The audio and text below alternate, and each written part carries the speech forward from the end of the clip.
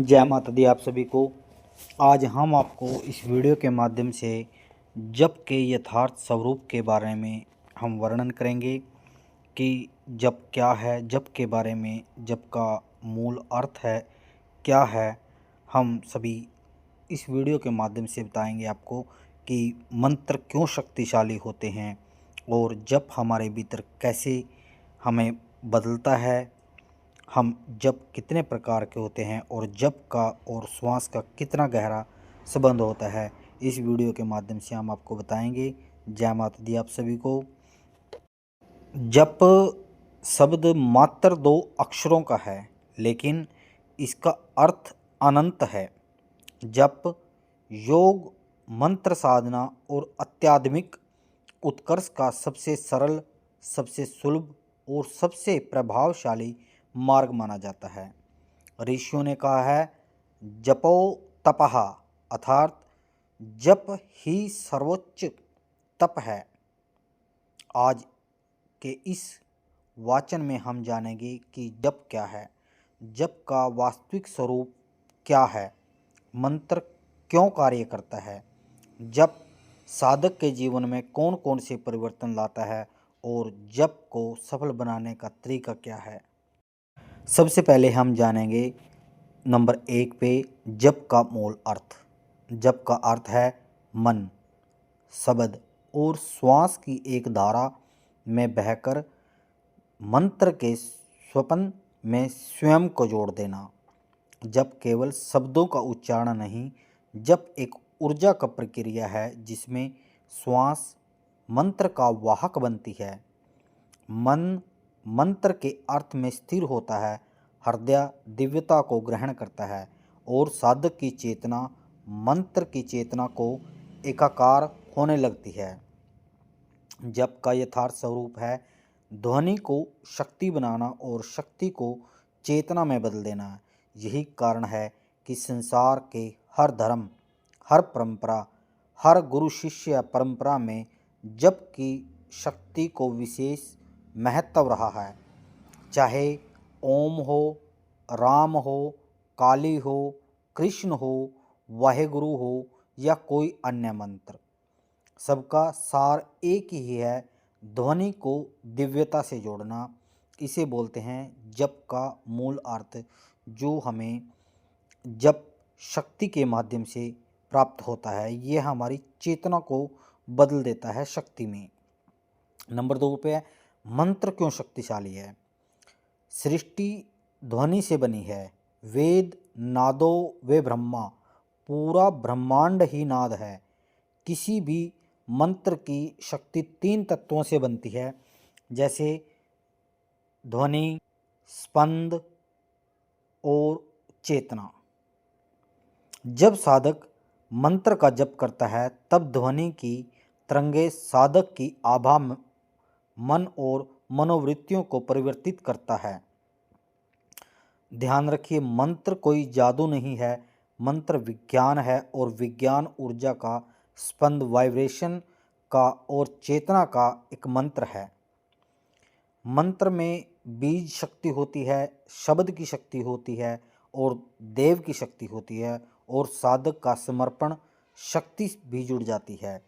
इन सभी के एक होने से मंत्र पूर्ण रूप से कार्य करता है। मंत्र इसमें शक्तिशाली क्यों बताए गए हैं, हमने आपको बताया कि मंत्र में बीज शक्ति होती है, एक शब्द की शक्ति होती है, देव की शक्ति होती है और साधक का समर्पण शक्ति भी जुड़ जाती है। तो इन सभी एक होने से मंत्र पूर्ण रूप से कार्य करता है। नंबर 3 पे है जप हमारे भीतर कैसे बदलता है। जब जापक साधक जप करता है तो 3 प्रकार से होते हैं। हमने आपको पहले वीडियो में बताया, जैसे मानसिक परिवर्तन, मंत्र जाप मंत्र की चंचलता को शांत करता है, उसकी नेगेटिव विचारों को विराम देता है, मानसिक शक्ति बढ़ाता है और मन को एकाग्रत उपहार देता है। नंबर 2 पे है ऊर्जात्मक परिवर्तन। जब से नाड़ियाँ की शुद्धि होती है, प्राण शक्ति बढ़ती है, आभा मंडल तेजस्वी होता है और कर्म बंधन धीरे धीरे ढीले होने लगते हैं। मंत्र का जाप इतना शक्तिशाली है कि साधक की ऊर्जा दिशा बदल जाती है। जहाँ पहले बाहरी दुनिया की ओर बहता है और अब उसकी ऊर्जा भीतर की ओर प्रभावित होने लगती है। नंबर 3 पे है आध्यात्मिक परिवर्तन। जब साधक को अहंकार से दूर करता है, आत्म ज्ञान की ओर ले जाता है और साधना की गहराई को जागृत करता है, जब वह सेतु है जो मनुष्य को देवत्व से जोड़ देता है। जप के 3 स्तर हैं। जैसे ऋषियों ने जप के 3 रूप बताए हैं। एक वाचिक जप, जोर से बोलकर जप करना, यह शुरुआती साधकों के लिए है। ध्वनि तरंगे बाहर निकलती हैं और वातावरण को शुद्ध करती है, मन स्थिर हो जाता है। दूसरा है उपांशु जप, इसमें आपके होठ हिलते हैं और आवाज़ नहीं निकलती। यह अत्यधिक प्रभावशाली है, ऊर्जा का केंद्रित है और मन की गहराई के भीतर उतरता है यह जप। तीसरा है मानसिक जप, मन ही मन में जपना, यह सर्वोच्च जप है और तभी संभव होता है जब मन पूर्ण रूप से स्थित हो। यह जाप साधक की अंत चेतना को दिव्यता से जोड़ देता है। जप और श्वास का गहरा संबंध क्या है? सच यह है कि जप को बोलकर नहीं, जप श्वास और चेतना से होता है। हर मंत्र एक विशेष श्वास पर्यटन में कार्य करता है। जब आप ओम नमः शिवाय, जय माँ काली, हरे कृष्णा का जप करते हैं तो श्वास एक ही लय में आने लगती है। यह लय चिदाकाश अंतरिक्ष आकाश का द्वार खोलती है। जप वह प्रक्रिया है जो श्वास को प्राण बनाती है और प्राण को शक्ति में बदल देती है। अब हम आपको बताते हैं जी जप कब फल देता है। जप तभी फल देता है जब मन स्थिर हो, आपका मंत्र सही हो, आपकी निष्ठा सत्य हो, आपका उच्चारण शुद्ध हो, आपका समर्पण प्रबल हो और सबसे महत्वपूर्ण बात है निरंतरता हो। जब एक पौधा है, रोज पानी देंगे तभी वह एक दिन विशाल वृक्ष बनेगा। उसी तरह आप भी मंत्र को, जप को जितना भी ज़्यादा जपेंगे, हर रोज़ जपेंगे तो वह उतना ही प्रभावशाली होता चला जाएगा। जप से साधक को मिलने वाले हम आपको 12 लाभ बता रहे हैं। इसमें सबसे पहले आपकी मन की शांति होगी। उसके बाद नंबर 2 पे उन्नत स्मरण शक्ति बढ़ेगी, एकाग्रता में वृद्धि आएगी, आपकी शरीर की ऊर्जा का प्रवाह होगा, नकारात्मक ऊर्जाओं विचारों का अंत होगा, आत्मविश्वास में वृद्धि होगी, नाड़ियों की शुद्धि होगी, भय का नाश होगा, कर्म बंधन धीरे धीरे समाप्त हो जाएगा, चित्त की निर्मलता आएगी, साधना शक्ति में उभार आएगा, आपको दिव्य अनुभव होने लगेंगे, शांति का प्रकाश, आंतरिक आनंद आएगा आपको। अब हम बात करते हैं जप करते समय आपको किन 10 महत्वपूर्ण नियम रखने चाहिए। आपको सीधी मुद्रा में बैठें, सांस को लय में आने दें, कि ये नहीं है कि आपको सांस ज़्यादा कर लिया कम कर लिया, इसको लय में आने दें। एक ही मंत्र को लंबे समय तक अभ्यास करें। जप माला का उपयोग करें। 108 या 248 या 27 गुणक रखें। जप के समय किसी से बात न करें।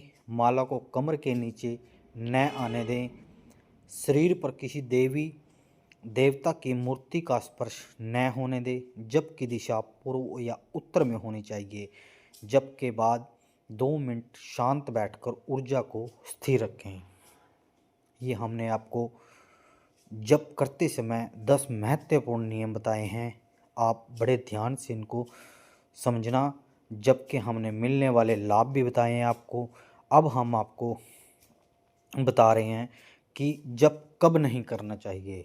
जब आपको क्रोध आता हो या आपको बहुत थकान हो, आपका हृदय भारी हो या भोजन करने के तुरंत बाद या अत्यधिक शोर में या अपवित्र स्थान में जप नहीं करना चाहिए। जप शांति का विज्ञान है। यह तभी कार्य करता है जब आपके भीतर शांति हो और बाहर भी। अब हम आपको बता रहे हैं कि जप में बाधाएं कौन कौन सी आती हैं। सबसे पहले मन भटकना, नींद आना, ऊब महसूस होना, शरीर में बेचैनी, विचारों का बढ़ जाना, ये सब एक सामान्य है, क्योंकि जब मन को बदल रहा होता है और मन अपनी पुरानी आदतों को छोड़ने को तैयार नहीं होता। इसलिए जब शुरू करने से पहले असली परीक्षा यही होती है और साधक बीच में इसको छोड़ देता है। जप को अगर आप सबसे सफल बनाने की हम आपको एक साधना बता रहे हैं।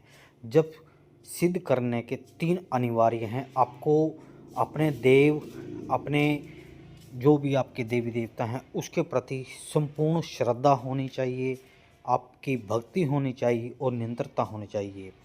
अगर 3 महीनों तक रोज़ाना एक ही समय पर जप किया जाए तो आपका मन बदलने लगता है, आदतें बदलने लगती हैं, विचार शुद्ध होने लगते हैं और कर्म गति बदलने लगती है और जीवन धीरे धीरे आध्यात्मिक दिशा में बढ़ने लगता है।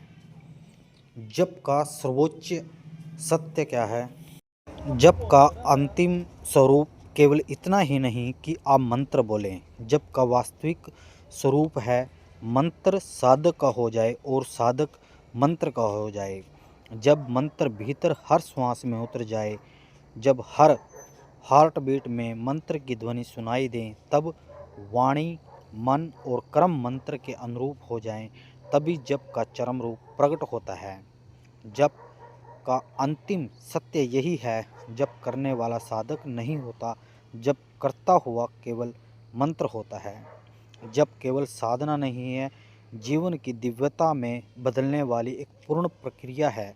जो व्यक्ति जप को अपने जीवन का हिस्सा बना लेता है, उसके जीवन में शांति आती है, शक्ति आती है और आत्मज्ञान प्रकट होता है। यही है जप का यथार्थ स्वरूप, यही है मंत्र साधना का दिव्य मार्ग। जय माता दी आप सभी को।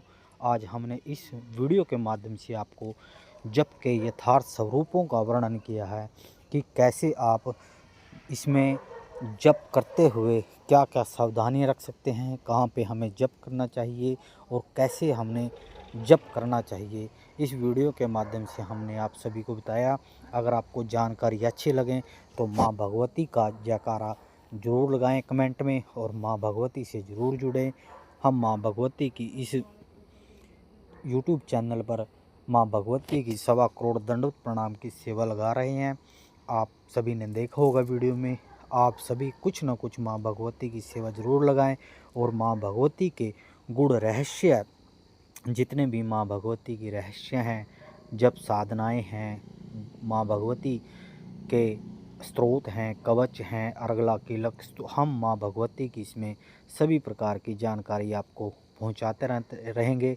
तंत्र मंत्र यंत्र सब कुछ माँ भगवती का हम आपको सिखाएंगे। आपको हवन यज्ञ सब कुछ सिखाएंगे माँ भगवती की कृपा से। आप माँ भगवती से जुड़ें। माँ भगवती की कृपा आप सभी पर बनी रहे। माँ भगवती का आशीर्वाद आप सभी पर बना रहे। जय माता दी, जय गुरु महाराज की। आदेश आदेश आदेश।